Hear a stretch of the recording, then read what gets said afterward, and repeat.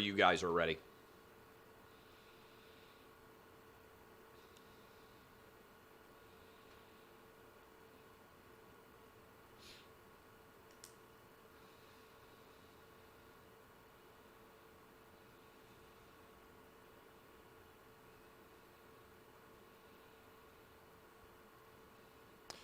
Welcome into OutKick the show. I'm your fearless leader, Clay Travis. I want to give a shout out to YouTube. The amount of audience that this show now has on YouTube is frankly extraordinary. And I'm going through reading the comments, and I told Sagnick, who is our esteemed social media producer at OutKick, that I'm going to start doing YouTube-specific shows for you guys because the loyalty that you've shown to me, we're approaching, I think, 300,000 YouTube subscribers.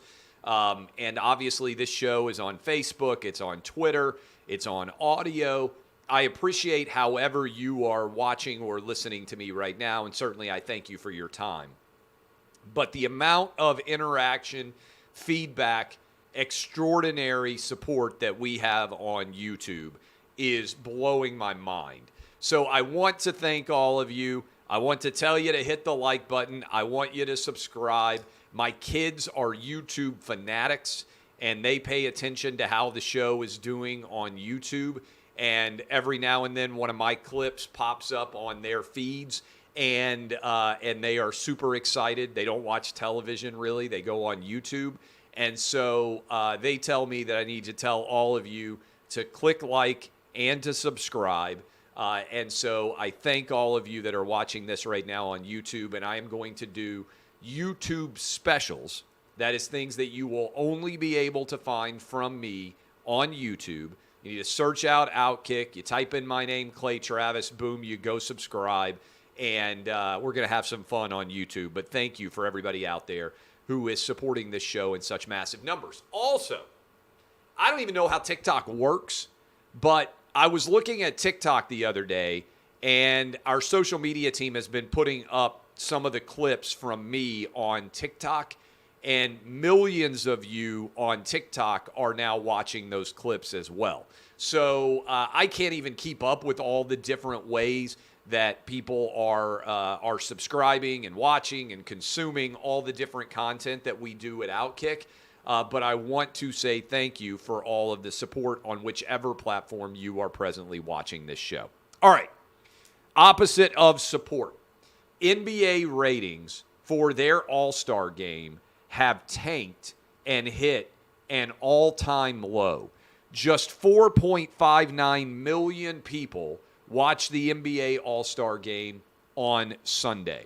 And I think what you are seeing is a combination of several factors, but the foremost among them is the NBA allowed its brand to be destroyed by going woke.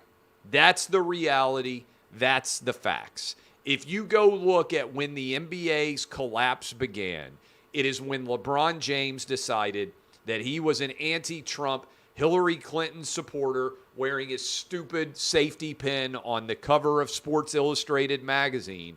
That's when the NBA went from Republicans buy sneakers to NBA action is fantastic to alienating tens of millions of people that otherwise would be fans of the NBA.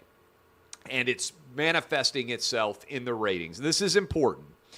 The NBA is collapsing worse than any other sports league if you look at all-time lows being set.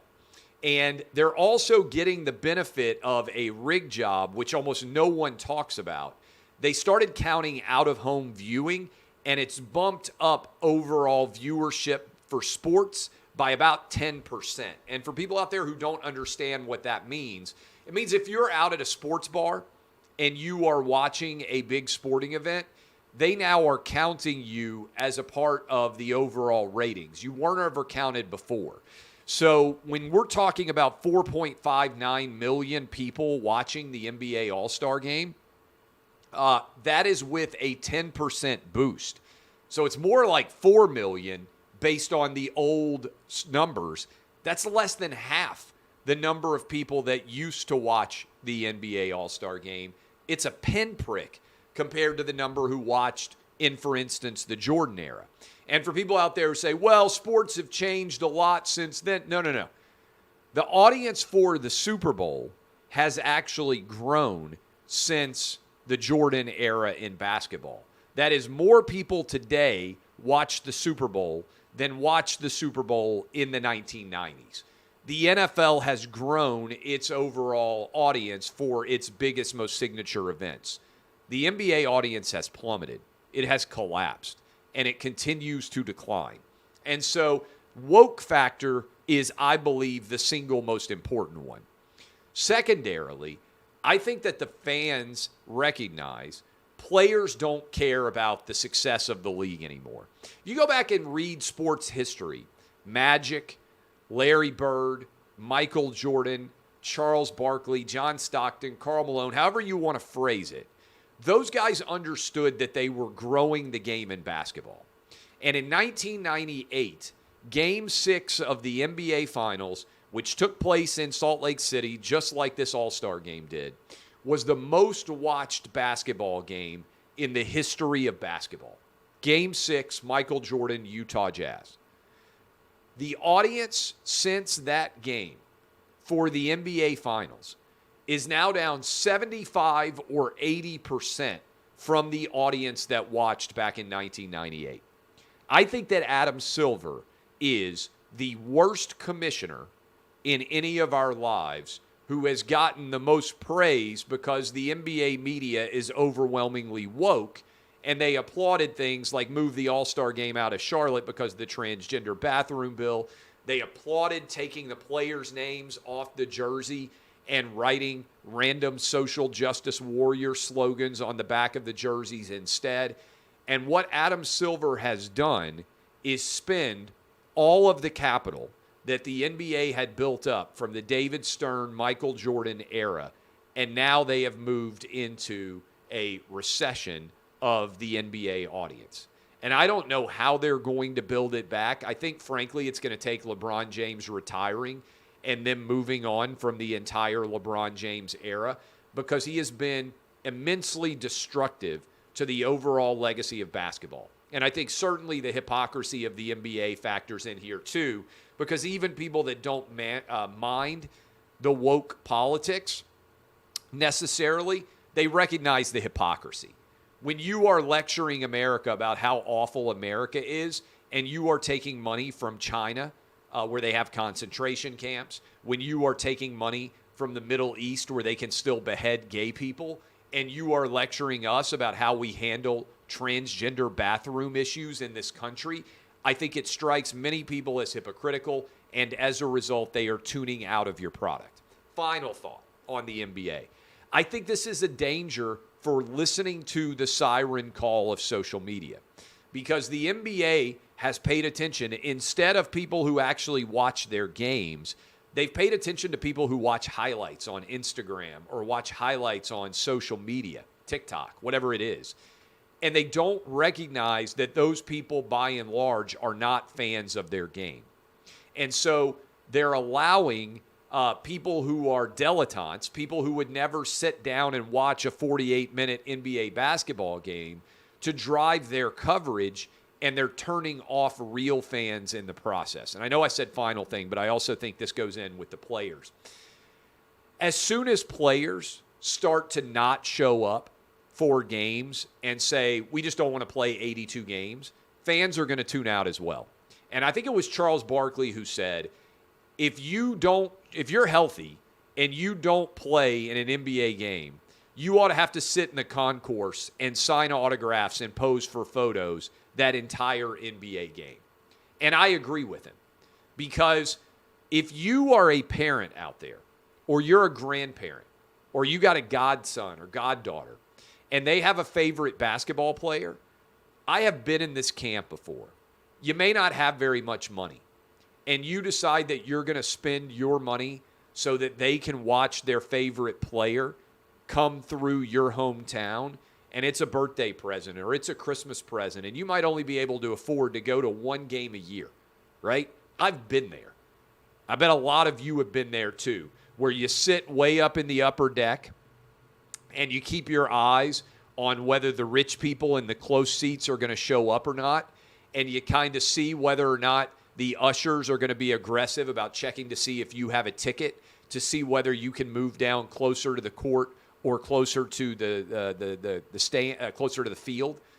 That was my youth growing up, sitting in the upper deck, oftentimes my dad, and hey, we hope that we're going to be able to move down and get better seats because some of the people that have the expensive seats don't show up, and maybe you got a lazy usher, or you just got an usher who looks the other way and doesn't try to shame you by asking for your ticket stub. I've been there, okay? If you're one of those parents and you're one of those kids and you go to watch your childhood idol and that player just says, I'm going to take the game off, I'm not going to show up today, that hits the brand of the NBA. It really does. Because you got people spending their hard-earned cash to come watch you perform. And I'm not talking about if you're actually injured. I'm talking about if you've made the decision it's an 82-game season and you're only going to play in 55 or 60 of those games because you're trying to preserve your body. I understand. But ultimately, you're an entertainer.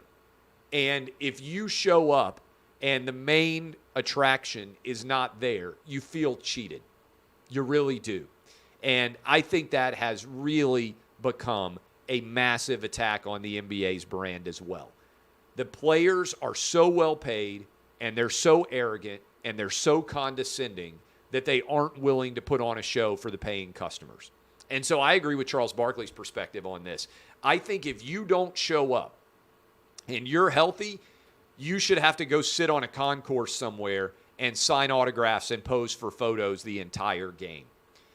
Because if you're not healthy enough to play, but you're basically a healthy scratch, you still should be an entertainer because people are paying to see you.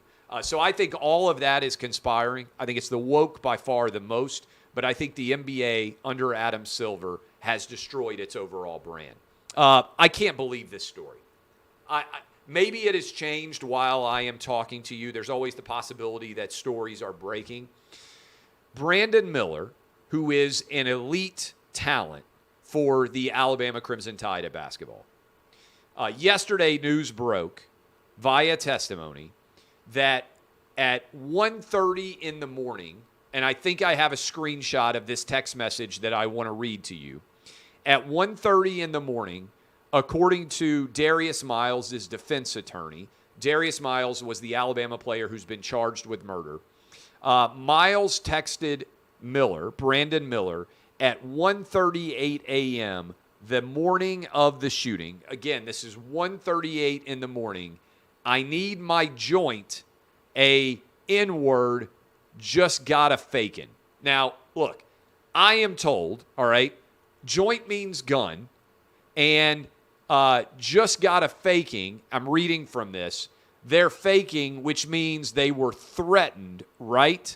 And they said, yes, I looked it up. It's in Urban Dictionary. At 2 a.m., thereabouts, there was a shooting. So Brandon Miller got texted at 1:38 a.m. from his teammate, basically, and I'm paraphrasing, I need my gun because somebody has threatened me. 1:38 a.m. He could have texted back, hey, leave. Bro, you're drunk. It's 1:38 in the morning. Go to bed. Stay out of trouble. We're in the middle of the season. Instead, Brandon Miller got in his car, drove this gun to his teammate, parked his car in a way that blocked the exit of this individual in the car, and then Miles' friend got the gun and went and fired 5 shots into the car, killing a mother of a 5-year-old little boy. If Brandon Miller had simply not responded to this text, that mom of this 5-year-old would still be alive. If Brandon Miller had simply responded to his teammate's text from 1:38 in the morning by saying, Get out of there. You don't need a gun. You don't need to have any kind of confrontation. We're in the middle of the season. Make a smart decision. If Brandon Miller had left the gun in his apartment and driven there and picked up his teammate and brought him back home, that woman would still be alive.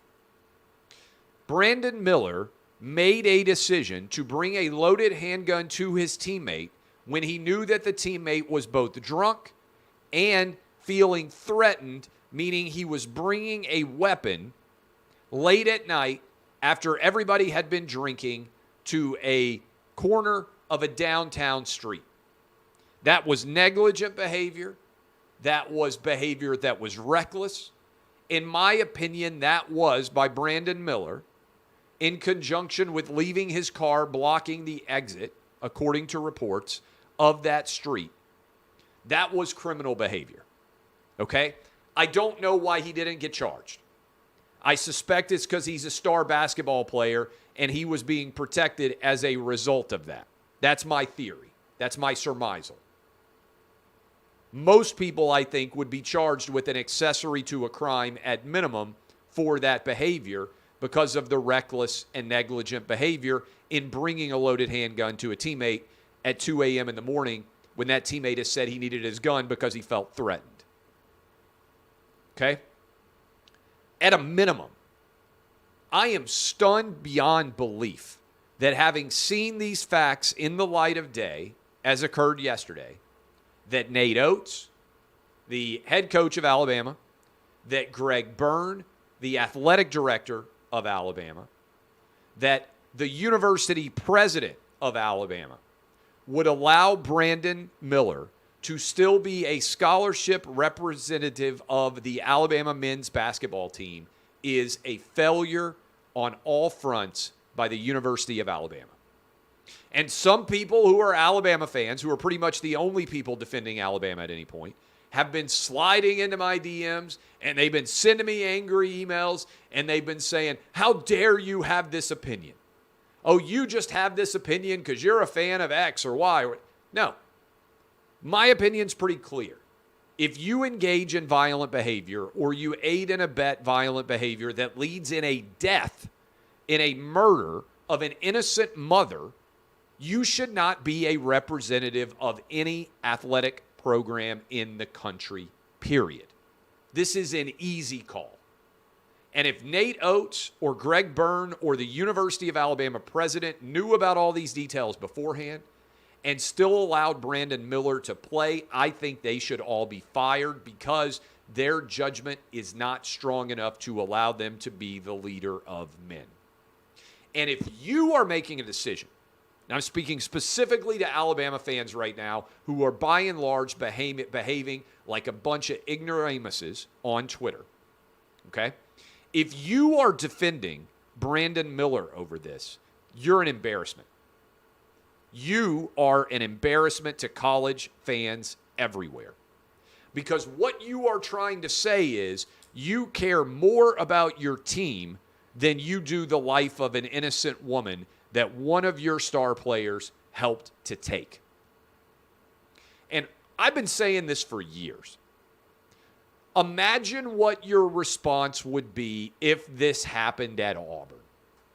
Every Alabama fan on the planet wanted Cam Newton to not be able to play for the Auburn football team because he allegedly took $180,000 or maybe more in payment to go to Auburn the year that they won the national championship. How can you be convinced that Cam Newton shouldn't play because he might have gotten improper benefits while simultaneously defending one of your players who aided and abetted in the murder of an innocent mom? That, my friends, is indefensible. And what I ask so many sports fans all the time to do is imagine that your most hated rival engaged in the behavior that your players did. What would your perspective be? If an Auburn star basketball player did everything that Brandon Miller did and he was still playing every single Alabama fan on the planet would be talking about how dirty Auburn is. If a University of Tennessee player did it, if a University of Florida player did it, any Alabama rival, Ole Miss, LSU, you name it, Texas A&M, Texas, soon to be Texas. Any of those schools had the exact same fact pattern in play, Alabama fans would be the first ones to talk about how dirty it is. I frankly find it shameful of the University of Alabama, the way they've behaved here, and the fact that they keep having to put out new statements claiming they didn't know about these facts. Well, now you do. The facts are out there. And let me also just say this. I love the idea that some of you Twitter lawyers are like, you're going to get sued. Bring it on, brother. Do you think that I'm afraid of getting sued for telling you exactly what I think? Especially when it's rooted directly in fact? Do you think that I am afraid of whether people are lined up to support me or not? Whether you love me or hate me? I've never in my life given an opinion and given a flip whether anybody supports me or not. I tell you exactly what I believe, and I do it without fear or favor. So let me tell you this, Alabama fans. You guys are not only embarrassing yourselves, you're embarrassing your state, you are embarrassing your region, and you are embarrassing your conference. What Brandon Miller did is indefensible. And the fact that he is still on scholarship and still, frankly, even able to enroll at the University of Alabama is a disgrace. And anyone defending him is a disgrace too. Roll Tide, bitches. That's the truth. Georgia Bulldogs, sticking in the South, are not able to go visit the White House, evidently. One of their players tweeted out that they have not received an invitation to visit the White House, despite having won the national championship last year and this year. I went on Fox News and talked about it earlier today, and I find it to be a really intriguing situation. The only theory that I have, and actually it was a theory of Ainsley Earhart on Fox and Friends this morning, she asked, well, could this have something to do with Herschel Walker being a legendary Georgia Bulldog player and also having been running for a essential Senate seat, and they didn't want to give any positive connotation to the Georgia Bulldogs? That's the only thing I can think about. Otherwise, Georgia is in theory a state that Joe Biden, if he is running in 2024, absolutely positively probably has to win to be reelected president. So why in the world would you be alienating that relationship and not doing anything associated with that? To me, it is nonsensical, and I would love to have an answer from the Biden White House about why the Georgia Bulldogs aren't invited to visit the White House, because they certainly should have been last year, still haven't gotten it, and they haven't been this year. And oh, by the way, I am one of those people who believes that if you are invited to the White House, regardless of who the president is, you should go as a member of the team that won a championship. I've said this for my entire public career, whether it was George W. Bush, Barack Obama, Donald Trump, whether it was right now Joe Biden. If I were invited to the White House for any reason whatsoever, I would go. Now, I'm fortunate to have gone to the White House. I'm fortunate to have interviewed Donald Trump there. I'm fortunate to have gotten to go and sit at the Resolute desk and get my picture taken there in the Oval Office. I don't begrudge how awesome that is at all. I think Joe Biden has been an awful president. If he invited me to the White House to talk about some issue, I would go. And I would share my opinion as a citizen. And if I were a member of any championship team, Major League Baseball, NBA, NHL, NFL, college football, college basketball, whatever it may be, I would make the trip to the White House to visit with the president. I want to know why Georgia hasn't been invited. I think it's shameful if it is in any way connected to the politics of Herschel Walker. Those kids deserve an opportunity to go visit the White House and get to meet the president for both last year and this year as well. Speaking of the president, Donald Trump running for president in 2024. He is right now in East Palestine, Ohio, or at least he was. So far, Mayor Pete Buttigieg has not made it to East Palestine, Ohio. He is the Secretary of Transportation. Joe Biden is all the way across the Atlantic. In Europe, he fell going up the stairs in Poland to board Air Force One a little bit ago. I would imagine he is somewhere over the Atlantic Ocean in Air Force One right now. To me, Trump visiting Ohio is the single best component of Trump's 2016 campaign, now translated 6 years later to Ohio. This election, I'm going to talk about it till I'm blue in the face, all throughout 23, all into 24. This election, you tell me who's going to win Pennsylvania, Wisconsin, and Michigan, and tell me the margins, and I will tell you what is going to happen in the election. I don't even need to know the other 47 states. Michigan, Pennsylvania, and Wisconsin. The Midwest, the Big Ten, you may not win very many national championships in football, but you're definitely going to decide who the next president of the United States is. And this is about America first.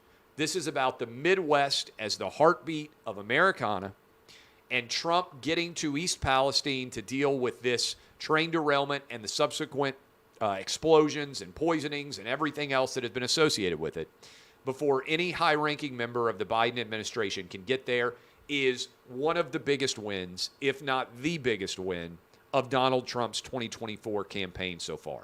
So I think this is a huge win, giving the attention to the forgotten man and woman in Ohio, in the Midwest. I think it's a huge win for Donald Trump.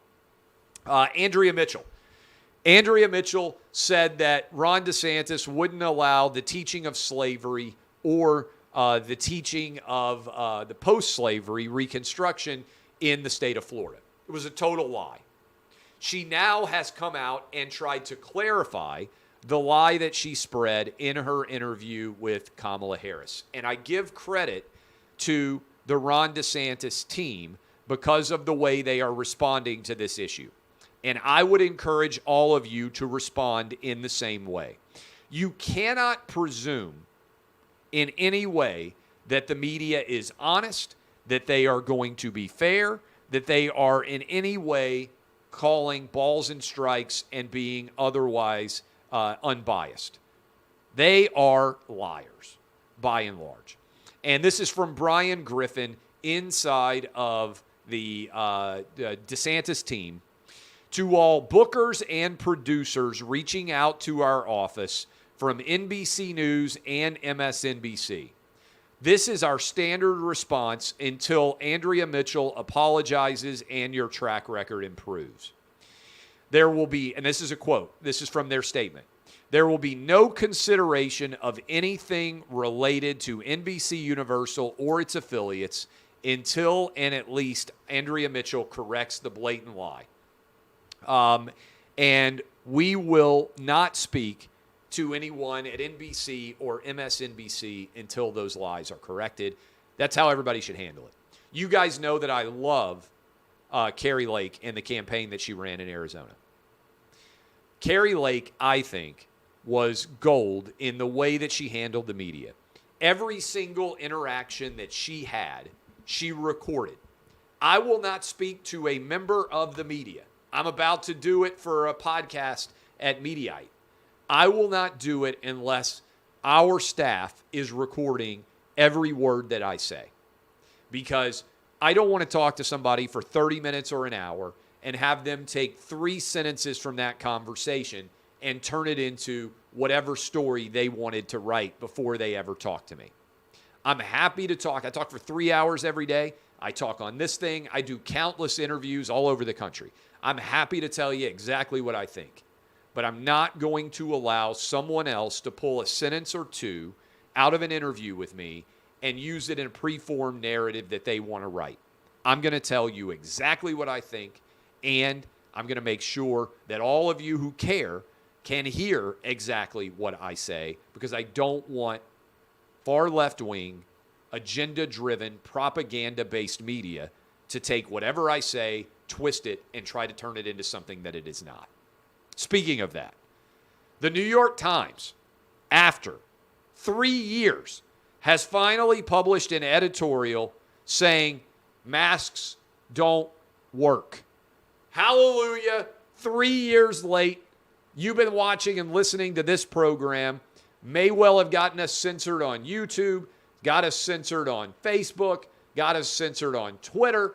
I've been telling you for years that the idea that you could wear a mask and pull it down while you drink, or wear it while you walk around in the restaurant and take it off as soon as you sit down, was kabuki theater. It was cosmetic theater. It was all a lie. And finally, people are sharing with you the truth inside of the New York Times.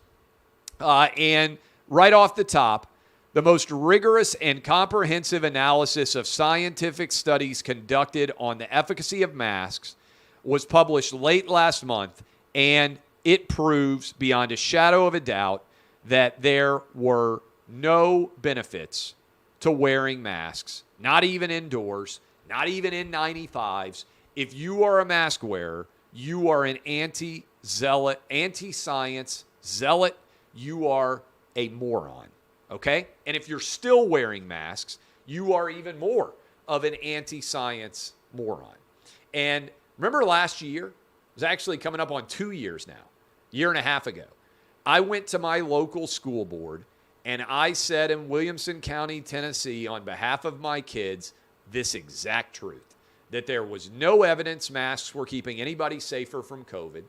In Davidson County, which is to the north of where I live in Williamson County, they required masks. In Williamson County, they didn't. There was no difference in the rate at which kids tested positive for COVID. Same thing in Orange County, same thing in LA County, two neighboring counties if you want to go out to California. Overwhelmingly, the data has proven for years that masks were nonsensical and there was no basis in scientific reality for them. It's taken 3 years for the New York Times to even publish an editorial on its opinion page like this. It's coming also with the COVID shots. I have been right on all of this, speaking to you for years. The reason why my audience and OutKick's audience has skyrocketed is because I don't tiptoe up to telling you what the data shows or what my opinions are. I don't really care if you agree or disagree, but I'm going to tell you exactly what I think. And that is now why OutKick has tens of millions of readers, why our podcasts have tens of millions of downloads, why the audience for all of our programming is continuing to skyrocket, and why my book that is going to come out in September will be a bestseller. Because there is a desperate demand for authenticity and truth, and most in the media are not serving it to the public. And massive amounts of the audience out there recognize the lies. You realize that the narrative has trumped reality, and all you are begging for is someone to tell the truth. You know, Morning Consult did a poll while I was out in Super Bowl, and they polled all these different sports figures, and they assessed what their overall favorability rating was. And your boy here, who is always labeled controversial, every time that I have an article written about me, they say controversial, provocateur, Clay Travis. I don't think anything that I say is controversial. I actually think I am speaking to 75 or 80% of normal people on a day-to-day basis. Okay? So I don't even think anything I say is remotely controversial. And the data reflects that the public overwhelmingly agrees. Do you know that I am more liked than Stephen A. Smith, according to this Morning Consult poll? I am more liked than Skip Bayless. I am more liked than Colin Cowherd. I am more liked than Dave Portnoy. Now, I respect all those people. This is just the list that the Morning Consult put out. But how often do you hear, for instance, Stephen A. Smith or Colin Cowherd labeled really controversial? Hardly ever. Yet the American sports audience likes me more, according to this Morning Consult poll, than those guys. Why is that? I think it's because of the desperate demand for truth. You may not agree with me, but you respect the fact that I don't tiptoe up to my opinions. And in an age when there is so much inauthenticity, I think that is why OutKick, being smart, original, funny, and authentic, is continuing to dominate and skyrocket in our audience. And the New York Times suddenly deciding that masks don't work is yet another check mark in the I should have listened to Clay Travis about COVID. We should never have shut down schools. We shouldn't have decided between essential and non-essential businesses. We shouldn't have made people wear masks. We shouldn't have restricted your ability to go to playgrounds or go to hiking trails or go to your gyms. We shouldn't have done any of that. I was right for years arguing against all of that.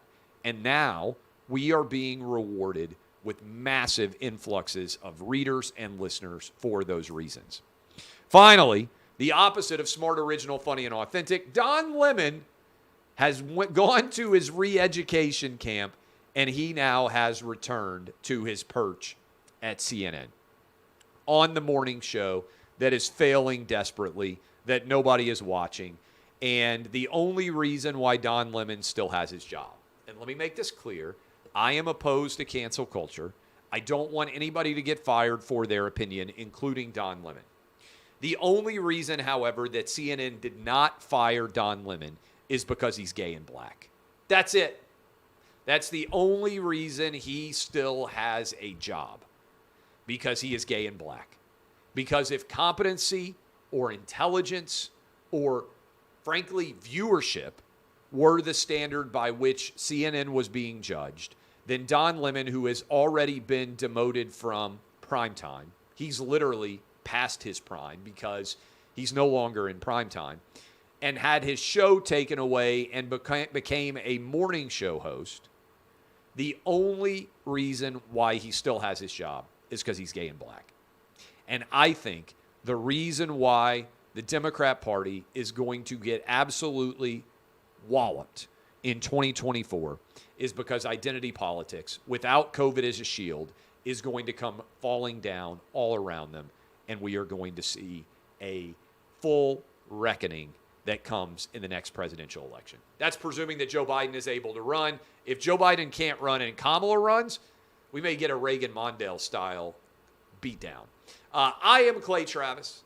I got to go do some more interviews. I will be in New York City for the rest of the week, so I do not believe we will have OutKick the shows unless, that is, crazy wild news happens on Thursday or Friday. This has been OutKick the show. I appreciate all of you. DBAP, unless you need to SBAP. This has been, like I said, the great time, the great place, the great audience of OutKick the show. And thank you so much. Thank you so much to everybody out there who has been pursuing and subscribing and commenting at YouTube. I love all of you. Love all of you, but I love you YouTubers the most. See y'all.